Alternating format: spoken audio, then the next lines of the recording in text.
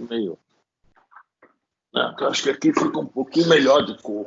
Eu estava parecendo um cadáver. Não, tá ótimo, tá ótimo. Ó, tá gravando, pronto. Foi o tempo de você melhorar a luz, já começou a gravar aqui. Então vamos à luta. Os últimos dias foram bem agitados para os justiceiros da midiática Operação Lava Jato. Os sites da Intercept Brasil e da Agência Pública divulgaram material que comprova as ligações, coisa que já vinha sendo falada há muito tempo, mas muita gente dizia que era a teoria da conspiração, comprova as ligações entre os procuradores da Lava Jato e os agentes da Polícia Federal dos Estados Unidos, o famoso FBI, né? E também com o Departamento de Justiça lá do Império. Além disso, o engavetador-geral da República, Augusto Aras, parece que está querendo reduzir o poder dessa força-tarefa, né? Tem tomado algumas iniciativas. O mestre do PowerPoint, o Deltan Dallagnol, está novamente no banco de réus. Ou seja, foi um período agitado para a Lava Jato. No meio desse tiroteio, como já virou hábito, né, a Lava Jato ressurgiu mais uma vez das cinzas, fazendo um grande estardalhaço que foi agora. Ela finalmente descobriu que o tucano José Serra e sua filha, Verônica, têm contas milionárias no exterior, né?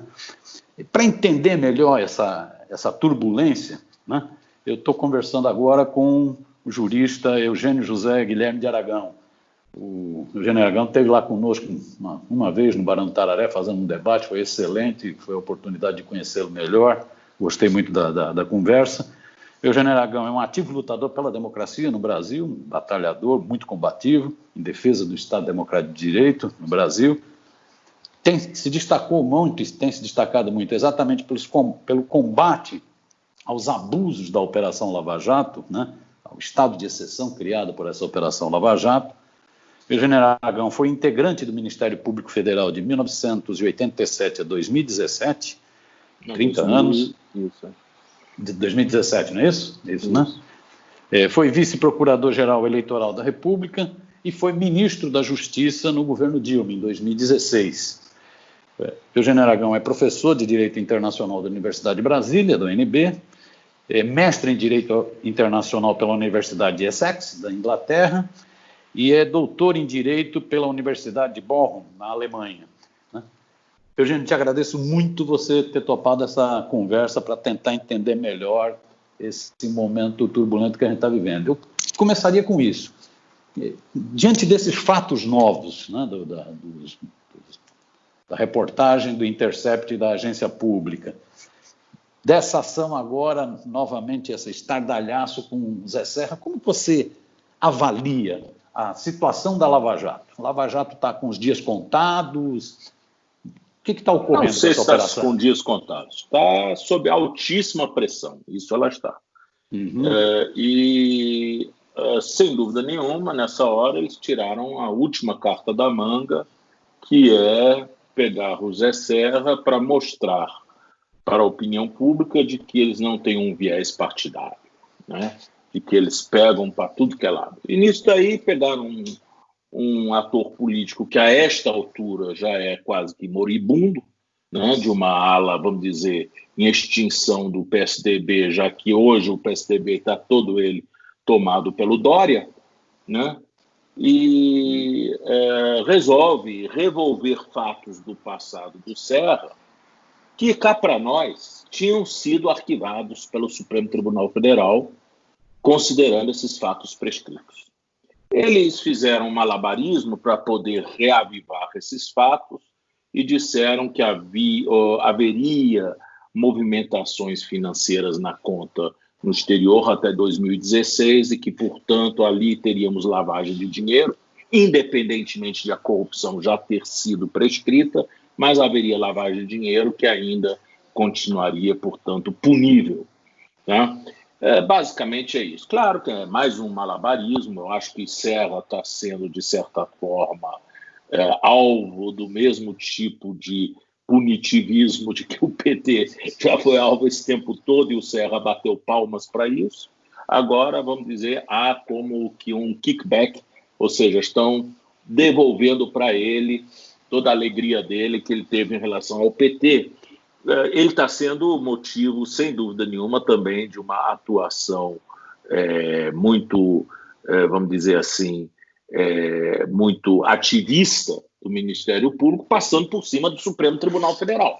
Né? Uhum. Vamos deixar claro, a Lava Jato também aqui está desafiando o Supremo. Eles não têm respeito nenhum pelo Supremo Tribunal Federal. Aliás, segundo consta, diante desse sumiço desses aparelhos de escuta, disse, né, há informações de que eles teriam até ouvido ministros do Supremo Tribunal Federal, a que eles atribuiriam nomes fictícios, né, para não serem reconhecidos.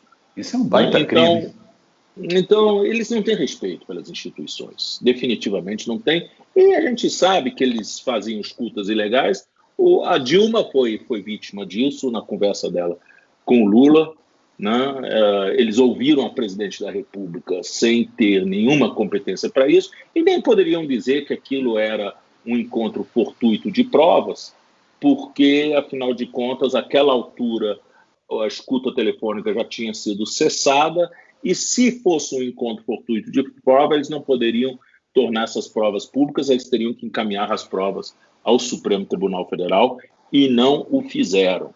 Logo, quer dizer, nós temos ali, vamos dizer, um grupo de procuradores que realmente é useiro e viseiro em passar os limites da lei, não é isso?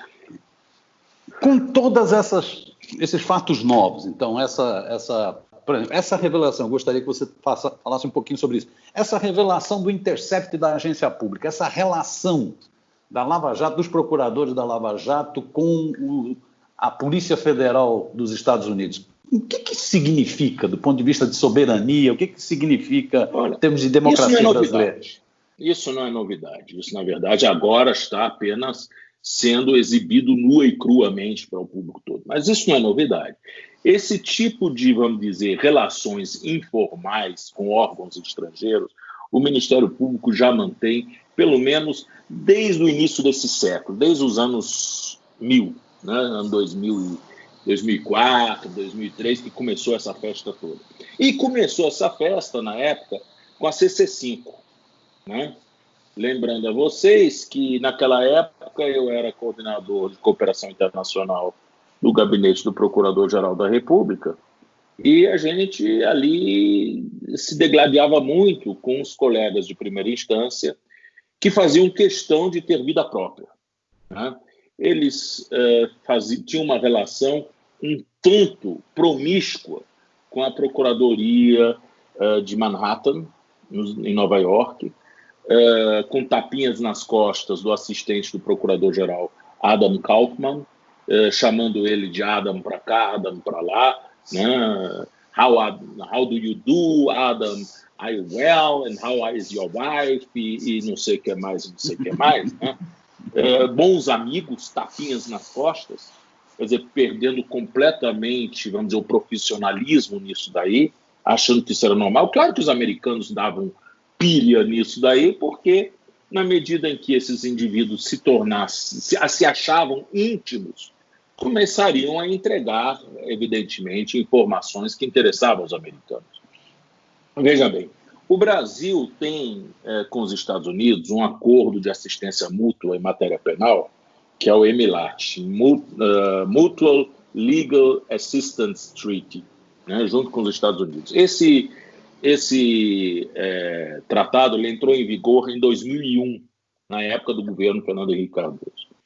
E ele prevê que todas as transações todos os procedimentos e transações dentro desse tratado, eles corram através de autoridades centrais, que nos Estados Unidos é o DOJ, Department of Justice, Departamento de Justiça, e no Brasil é o Ministério da Justiça. Isso tem uma razão muito simples de ser.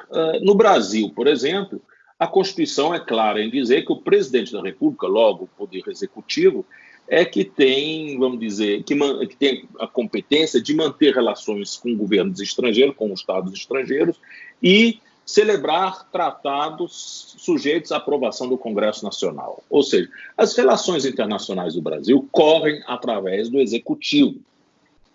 E só através do Executivo, com, claro, o papel fiscalizador de aprovação do Congresso Nacional. Mas só através do Executivo, por uma razão muito simples. Em todos os países do mundo, é importante que as relações externas sejam, vamos dizer, coerentes, estejam na boca de um só órgão, para que não haja cacofonia. Porque se você tiver vários órgãos falando para fora do país, né, vocês, com essa fragmentação do discurso externo, você fragiliza a política externa e permite que um eventual adversário seu escolha qual a boca que ele vai usar do Brasil para obter aquilo que ele quer. Né? Bota um contra o outro, não é isso? Acaba que, então, a diplomacia brasileira se transforma num enorme buffet para a diplomacia estrangeira, que escolhe os pratos que achar mais saborosos do Brasil. A política não se faz assim. Você não pode perder o comando da iniciativa e do discurso na política externa. Isso é fundamental. E o Brasil é extremamente fragilizado lá fora, precisamente por conta dessa fragmentação do nosso discurso internacional. E por que essa fragmentação? Porque nós temos uma classe média em determinados órgãos que são da elite do serviço público, como, por exemplo, o Ministério Público Federal, que se tornou, vamos dizer, na década de 90, no meio de uma crise econômica muito grande no país, em que havia poucas alternativas no mercado, se tornou uma carreira extremamente disputada, extremamente ambicionada por essa classe média. Então, essa classe média sempre foi muito colonizada, né? E acha tudo lá de fora muito sexy, muito cool, né? Então, disputam esse papelzinho de aparecer lá fora. Acham muito bonito falar com o americano. Estão um pouco se lixando pelas instâncias regulares de negociação, porque, afinal de contas, eles estão disputando o espaço interno no governo. Né? Porque a gente sabe que quanto mais uma carreira ela é musculosa no Brasil, melhores são seus ganhos, melhor sua posição de negociar vantagem. Não é isso? Então, o Ministério Público se colocou, infelizmente, nessa posição, com concurseirismo, dessa turma entrando no Ministério Público, querendo, sobretudo, aparecer. E aparecer no exterior, então, é uma coisa fantástica. Né? E aí eles realmente se deixaram vender por espelhinhos e apitos dos americanos. Né? Vamos dizer isso bem claro. Por quê? Porque os americanos ficavam dando esses cursinhos para eles, essas facilidades de viajar para os Estados Unidos, e eles sabem paparicar muito bem essa turma. Quando chegava, por exemplo, em Nova York, né, eles não precisavam passar pela imigração, o carro dos US Marshals já ficava esperando eles na porta do avião, levava eles diretamente para o hotel. Então, eles achavam que isso era o máximo, né? Falta botar isso no Facebook, né, de que eles estavam indo com o carro do US Marshals diretamente para o hotel sem passar pela imigração americana. Eles sabem fazer isso. E eu já soube de casos também de colegas que ganharam até viagens. Assim, por exemplo, uma viagem de estudos para os Estados Unidos. Faz meia dúzia de palestrinhas lá em Washington, e depois eles perguntam para ele: o que você quer conhecer dos Estados Unidos? Ele diz: eu quero conhecer a Rota 66. Então, beleza, toma aqui a chavezinha do carro, você sai lá da Virgínia e vai acabar lá em São Francisco. Que tal? Você gosta disso? Que legal! Então, fique à vontade. Eles fazem esse tipo de coisa. E o colega ainda chega no Brasil achando isso o máximo. Olha, eu viajei, os americanos me arrumaram um desses carros aí fantásticos, que eu fui lá para São Francisco pela Rota 66. Quer dizer, desculpa, mas é espelhinho e apito que eles dão para deixar essa turma assanhada. Né? E, enquanto isso, entrega o pré-sal, destrói todas as empresas brasileiras. Isso é uma prática já antiga. Né? Antigamente, na diplomacia, o que se fazia mais era quando se negociavam tratados, isso aqui no século XIX, século XVIII, você enchia a cara da sua contraparte. antes de negociar. Fazia um belo de um jantar e botava o sujeito para beber. No dia seguinte, o cara estava grog, né? E não aí, sabia nem o que assinou. Ninguém não sabia nem o que ia assinar.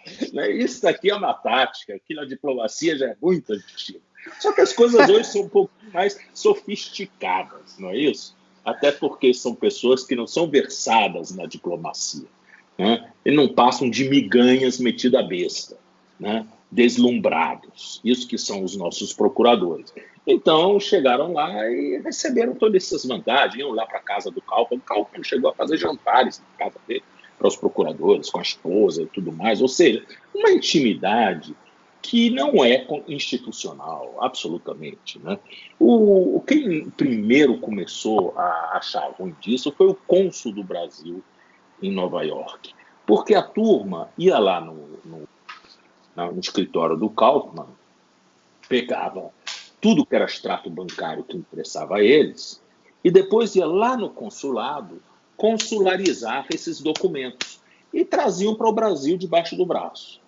Só que na metade do caminho, primeiro que dava um trabalhão enorme para o consulado. Eles tinham que destinar um servidor só para ficar lá batendo carimbo de tanto papel que esses meninos pegavam. E depois o seguinte, entre Nova York e a Procuradoria-Geral da República, um monte de papel ficava, vamos dizer, sendo espalhado pela imprensa. Daqui a pouco você tinha no Globo, na Veja, vocês tinham facsímiles desses documentos sendo publicados sobre movimentação bancária dos outros e tudo mais. Ou seja, era uma festa, né?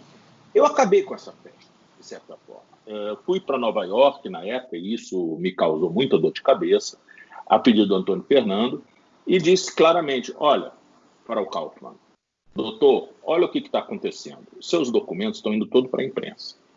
A gente não tem cadeia de custódia sobre esses documentos se você não usar o sistema do EMILAT, que é o quê? Você manda esses documentos para o DOJ e o DOJ manda esses documentos para o Ministério da Justiça. Então, a gente sabe exatamente nas mãos de quem esses documentos transitaram para que não haja vazamentos. O Adam Kaufmann, na época, ficou furioso da vida por saber que os documentos sigilosos dele estavam indo para a imprensa brasileira, porque isso, pela lei americana, impedia-o de utilizar esses documentos que vazaram antes de se chegar ao conhecimento do júri, né? Então, ele não podia usar no processo. Então, ele disse, bom, esses caras estão estragando o meu processo. Eu disse, pois é, então vamos fazer a coisa direito? Então, ali a gente conseguiu botar a coisa mais ou menos nos trilhos. Passou, então, tudo a ir através do DRCI, do Ministério da Justiça, né? E daí para o Procurador-Geral da República, que tinha para ele os documentos que ele precisava no Supremo Tribunal Federal, na época tinha um mensalão, né?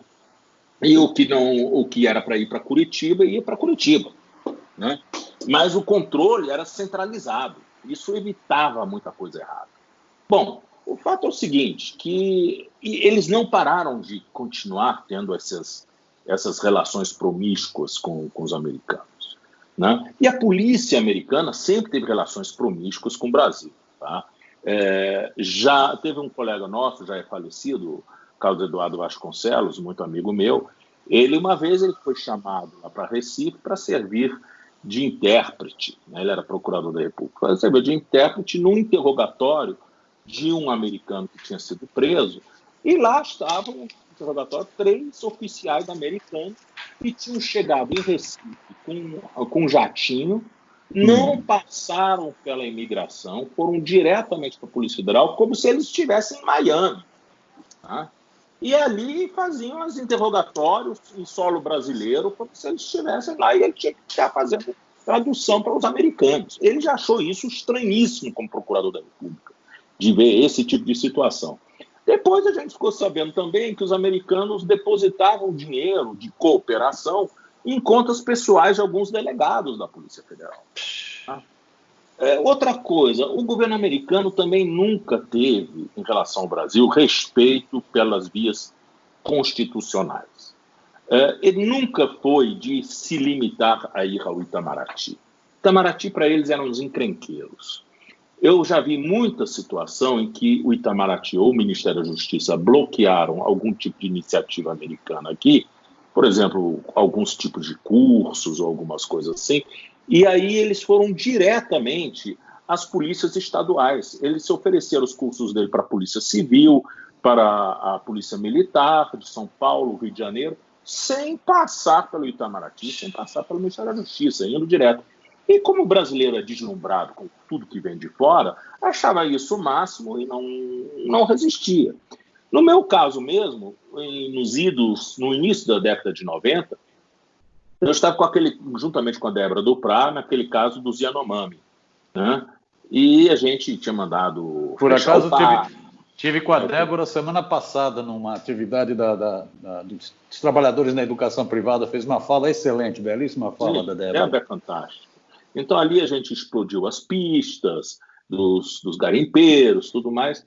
E aí eu estou um belo dia no meu gabinete e recebo a visita sem aviso prévio, da senhora Rhonda Ferguson Augustus. Uma senhora muito simpática, negra, americana, adida de direitos humanos na Embaixada dos Estados Unidos.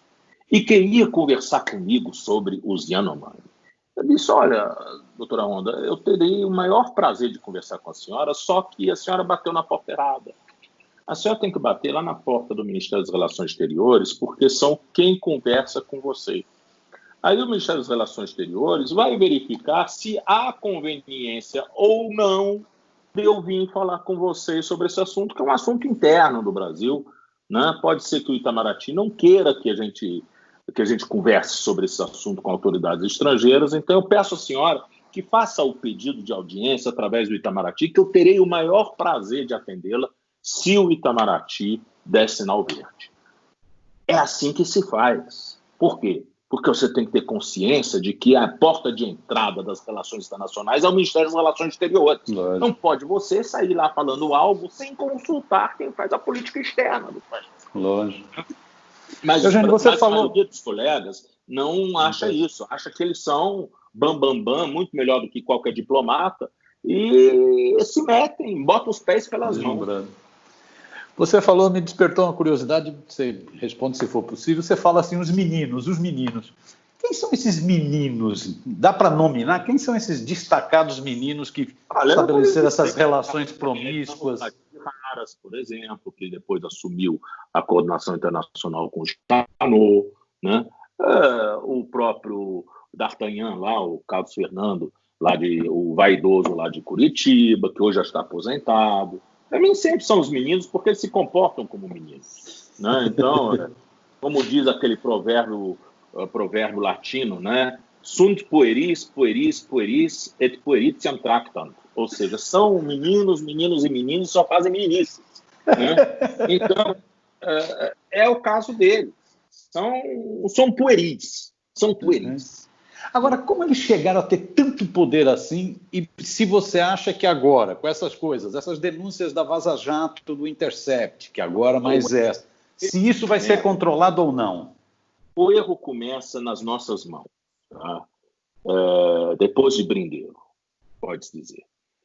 A gente sempre teve um esforço muito grande de empoderamento da base. A Procuradoria não teve lei de ofício até há pouco, não tem lei de ofício. Quer dizer, tudo saía por resoluções do Conselho Superior. E o Conselho Superior não criou nenhum sistema de organização dos ofícios do Ministério Público. Deixou que cada unidade cuidasse da sua, digamos, geografia interna, como as coisas se dividiam internamente. Então, cada um era uma unidade. E, paralelamente, com essa coisa de internet e de redes, passou a haver em cada unidade também suas redes próprias, em que quem está no centro, na administração superior, não tem condição de entrar, né? Não penetra nessas redes. Então, aí, todas as unidades vão adquirindo uma dinâmica própria e sendo extremamente refratárias a qualquer tipo de coordenação. Qualquer tipo...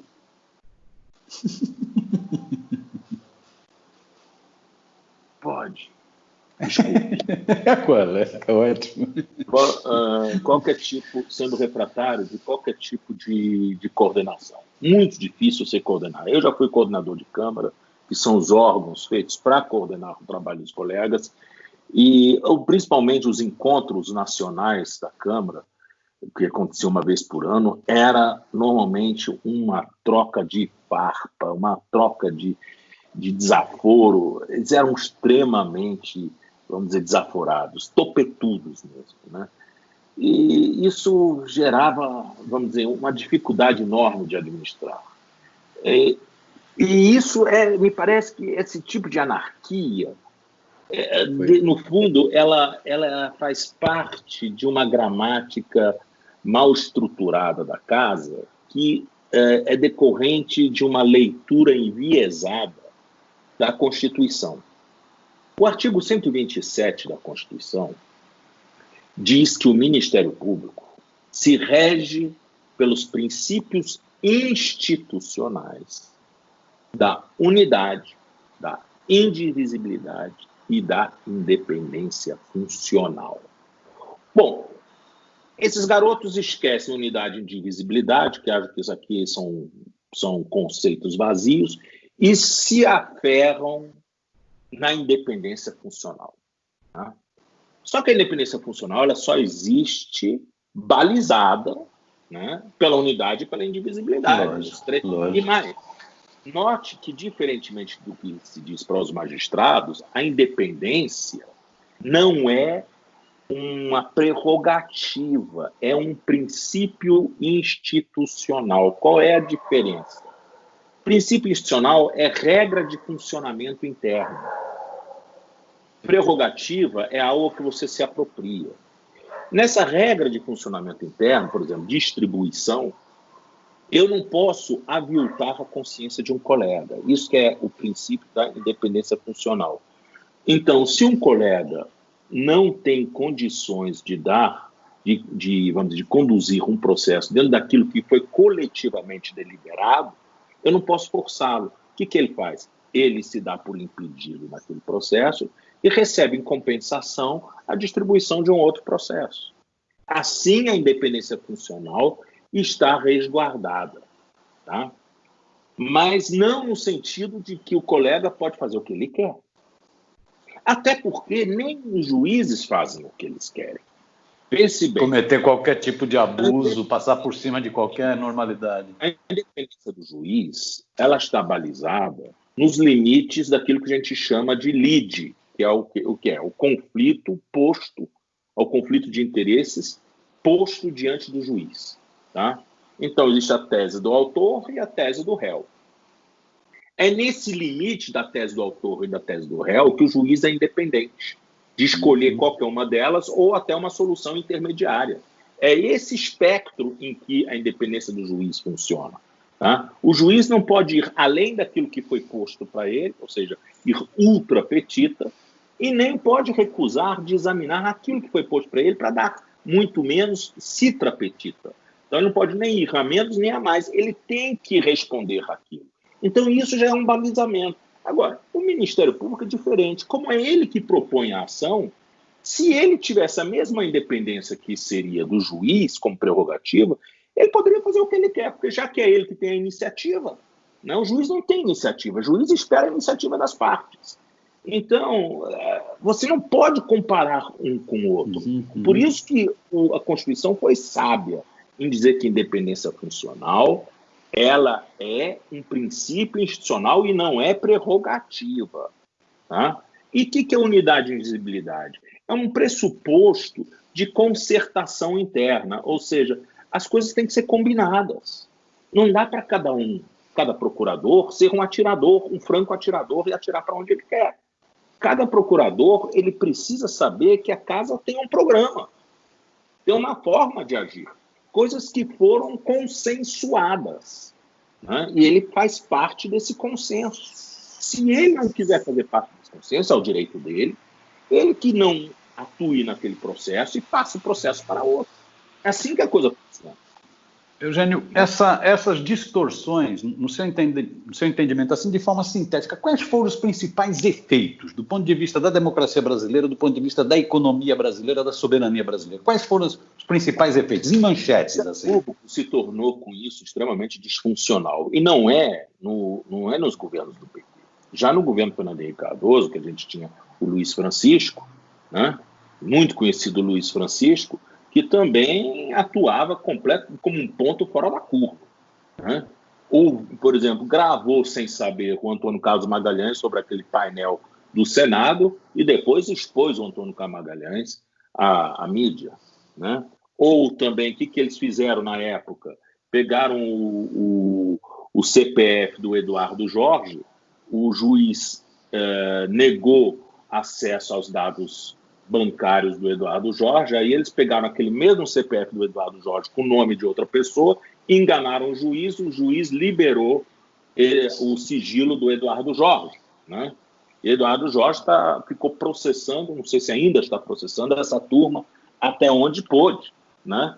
E com razão, porque isso é molecagem. Um órgão público não pode fazer molecagem, tem que ter lealdade com a administrada, não é isso? Então, isso já tinha naquela época. Tinha o Guilherme Shelby, que tinha ali instalado praticamente um serviço de inteligência clandestina dentro do Ministério Público. Então, isso já começou no governo Fernando Henrique Cardoso, mas não chegava na cúpula do governo. Por quê? Porque vocês tinham o brindeiro que, de alguma forma, servia de trava ali, né? Se deixasse, eles passavam por cima. Mas o brindeiro, nisso, era uma certa garantia para o Fernando Henrique Cardoso que os meninos não se superassem toda hora, né?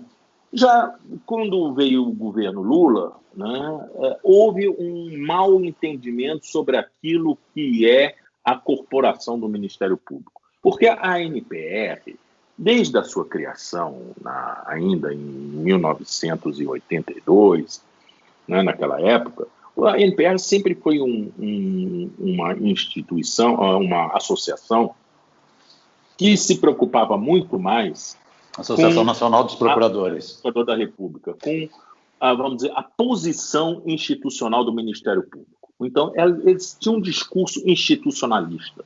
Tá? Isso mudou. Com o concurserismo, a base passa a ser corporativa e a ANPR vai migrando para uma postura mais sindical, pode-se dizer. Sindical, vamos dizer, reivindicatória, né? Corporativa. Sindical talvez não seja a palavra certa. Por quê? Porque isso que me parece um grande erro do Lula, tá?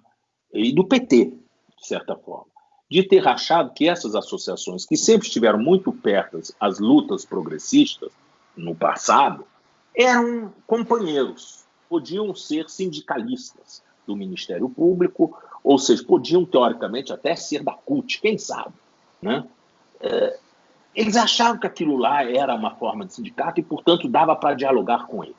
Mas o fato é o seguinte: o que é um sindicato?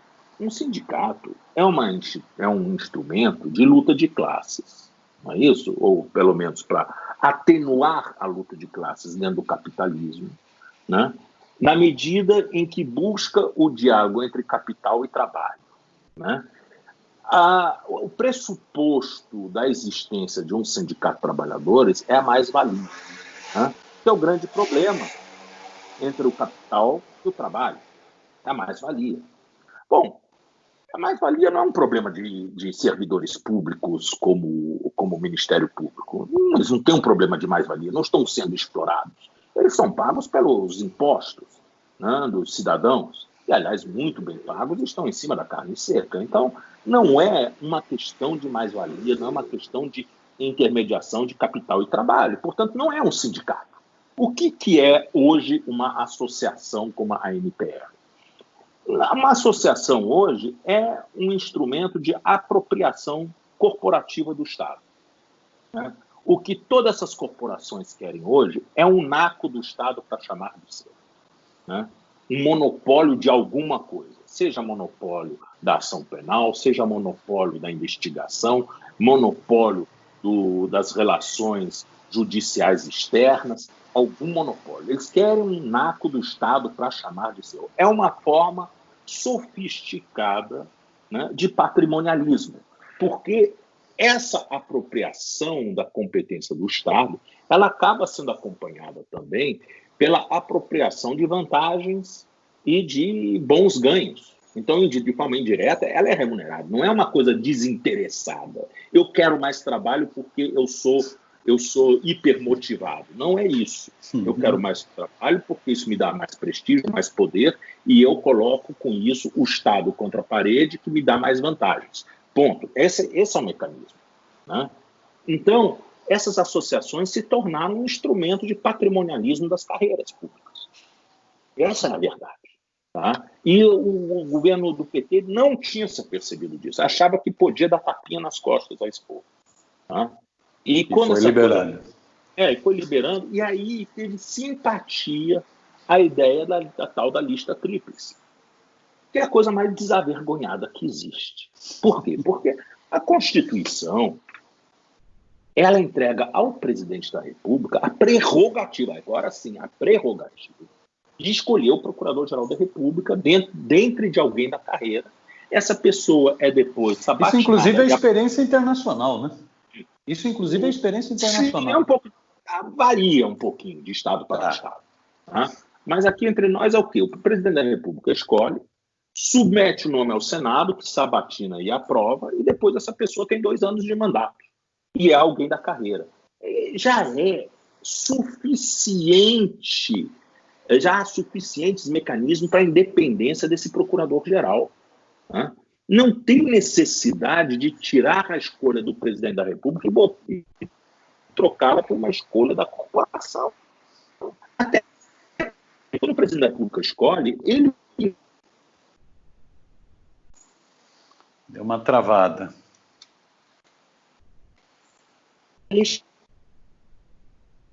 Casa, não é isso? Uhum. Deu uma travada, Eugênio, não sei o que houve aí. Deixa eu ver se... De burocrata... cortou? Deu uma cortada. Alô? Oi, Alô? acho que agora está voltando, Voltou? Então, voltou. Tá, desculpa aí, vamos ver o que houve. Então, qual é a legitimidade dessa corporação de escolher o Procurador-Geral da República? O presidente ele tem voto popular. Ele é a expressão da soberania popular. Já a casa não é.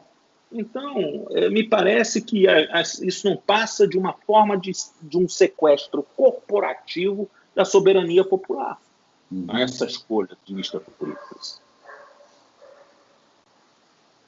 É bom porque você vai ter uma corporação que não se sente responsável perante ninguém. Você não tem nenhum tipo de arejamento institucional. Você não tem um fator externo, né, para mostrar que, olha, você é parte de um sistema. Você não... O Ministério Público não pode ser simplesmente um radical livre dentro desse sistema. Ele tem que ser parte que congrega esse sistema. Então, claro, se o governo é ruim, como o governo Bolsonaro é ruim, o Procurador-Geral da República vai ser ruim. E isso é importante que a Casa também entenda, até para não ficar sabotando governos democráticos. Não é possível que eles ficaram sabotando os governos democráticos durante anos aqui e acham que agora tem o péssimo Bolsonaro, mas que eles estão infensos. Estão infensos porque eles estão dentro da redemoinha deles. Não pode ser. Eles têm que também fazer parte desse ambiente poluído. Eles têm que saber que eles são parte desse Estado. Se eles maltratam esse Estado, isso volta para eles. Então, por isso, eu acho que tem que ser o presidente da República mesmo. Tem um presidente da República bom, democrata, eles vão ter um excelente procurador-geral da República. Tem um presidente da República fascista, populista, eles vão ter o procurador-geral da República que eles merecem, porque foram eles que sabotaram a democracia. Tá?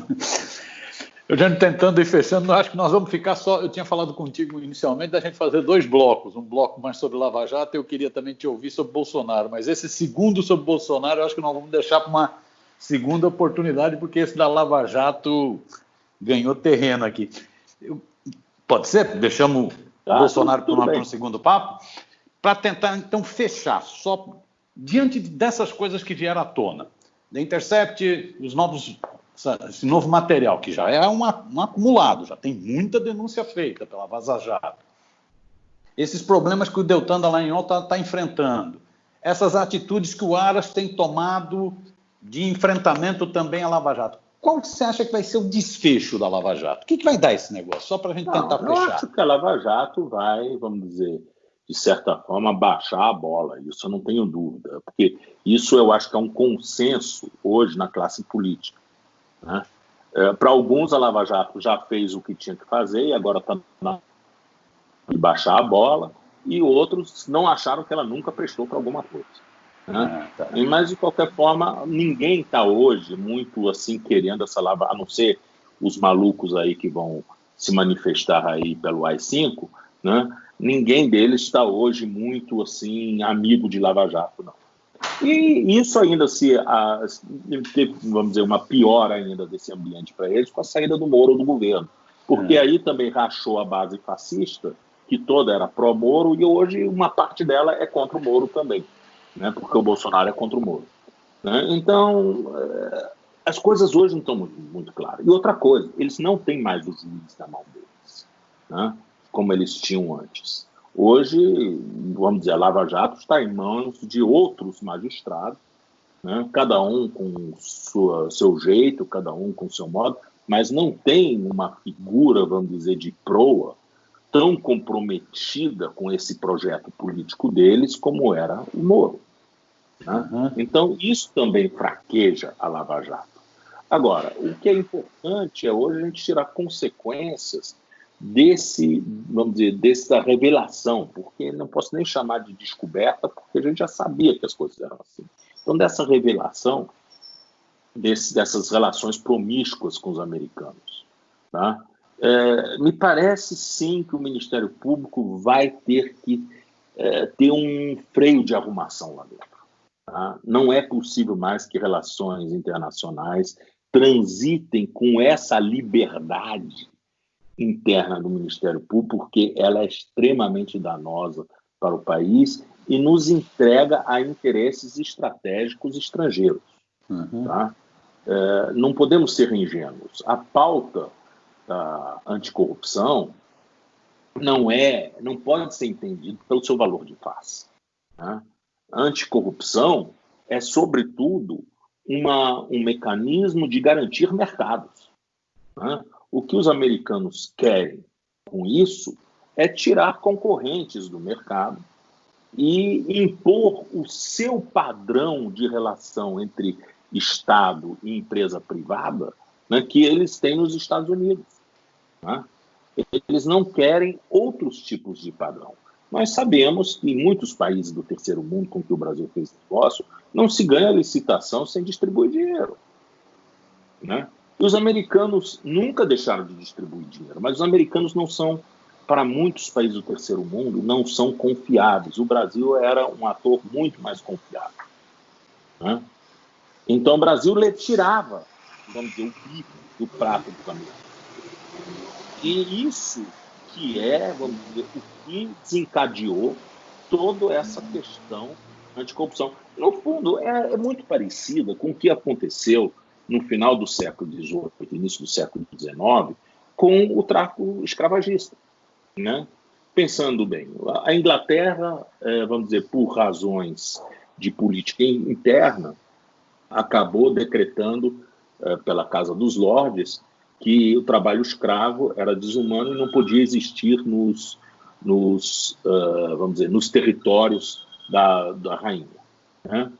E, a partir disso, a Inglaterra não podia mais usar trabalho escravo em suas colônias. E ficou em desvantagem em relação a outros países, como Holanda, como Espanha, França, Portugal, que podiam continuar com o trabalho escravo. Então, vamos dizer, o algodão desses países era mais barato que o algodão das colônias inglesas, né? Isso era um problema para eles. E é daí que eles tentam fazer, a partir do Congresso de Viena, em 1815, é criminalizar o tráfico de escravos. E nós sabemos que todo o período imperial, até a abolição, vai ser marcado por uma relação tensa com a Inglaterra por causa do tráfico escravo. Não é uma questão humanitária, é uma questão de mercado. Tanto assim é que os navios ingleses, quando apreendem navios negreiros, não os rebocam e levam de volta para a África para soltar os escravos. afundam os navios com sua carga humana. Porque o negócio era não deixar esse canapé de tubarão chegar em Paraty. Eles estavam um pouco se lixando pelos escravos. Ora, os ingleses nunca foram humanitários com os africanos. Nunca foram. Eles não queriam que esses escravos chegassem no Brasil. Então, eles afundavam os navios. Então, toda essa luta anti-escravagista é uma luta torta. No fundo, é uma luta por domínio de mercado. Não que alguém aqui defenda o escravismo. Tá? Da mesma forma, claro que nós não sustentamos a corrupção, mas que essa luta contra a corrupção global, ela é torta. Ela visa outros interesses que não propriamente a corrupção. Né? Quando você tem um governo que deposita dinheiro, né, nas contas pessoais de policiais brasileiros, né, dizendo que isso aqui é um recurso para a cooperação, seja lá qual o nome que dão, isso é corrupção também, é corrupção oficial. Né? Então, quer dizer, a corrupção deles pode, a nossa que não pode. Né? Então, isso daí, meu filho, estou terminando, tá? Então, você vê que a gente não pode pegar as coisas pelo valor de face. Lógico. Né? E isso é a bobeira deles. Eles ficam com essa coisa de se acharem as vestais da moralidade e caíram nessa esparrela dos americanos. Então, nós vamos ter que, doravante, ter um cuidado muito grande nessa cooperação judicial. Ela não pode escapar de uma supervisão judicial, que eu estou falando do STJ, provavelmente, e passar também por um crivo do Executivo vamos dizer, na defesa do interesse nacional. Tá? Eu acho que isso que é Lava Jato. Eugênio, achei excelente. Você deu uma aula sobre Lava Jato, excelente mesmo. Podemos fazer assim? Deixamos o segundo papo sobre o governo Bolsonaro e impeachment para uma próxima rodada? Fazemos assim? Pode ser. Fazendo? Te agradeço muito. Vou colocar no ar, vamos ver a repercussão aí, o que a galera achou. Vou te passando, né? E depois, então, marcamos um segundo sobre o governo Bolsonaro. Beleza? Beleza. Obrigadão, tua criança está aí te chamando. Tá, hoje eu vou lá. Um abraço, brigadão, viu, mestre? Abraço. Um abraço. Tchau.